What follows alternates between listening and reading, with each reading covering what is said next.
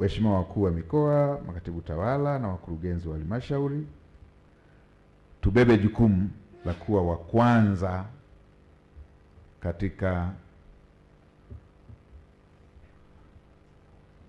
kupeperusha hii dhana ya uwekezaji katika maeneo yetu na masuala ya kukuza biashara.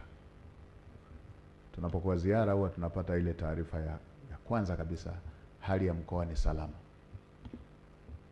Sasa tuanze kama tunatembeleana mwaka mpya, tupate na taarifa tumeongeza uwekezaji kwa kiwango gani katika mkoa wetu. Katika mkoa wetu tumeongeza uwekezaji kwa kiwango gani? Katika mkoa wetu tumekuza biashara kwa kiwango gani? Mpya, nilisikia comment kutoka kwa moja wa msemaji, mpya kwa kiwango gani?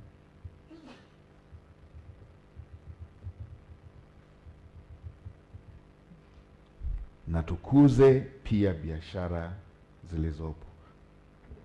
Sasa sisi huku nikawaambia, ikitokea biashara ambayo alishakuwa hata mlipa kodi mkubwa akayumba kidogo, ndo tunaenda kufunga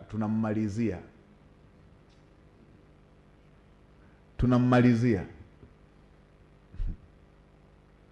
hivyo hivyo. Na kwenye benki ameshakopa, ameshalipa 80%, kayumba na 20%, tunaenda kuuza ile collateral kwa hasara, tunammalizia.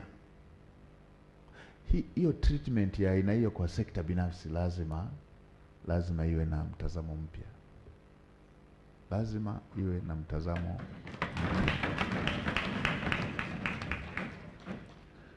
Kila mtu awe na appetite ya kuona sekta binafsi business inakuwa, na ile ambayo imeugua inapona, na iliyougua ipone. Ndio.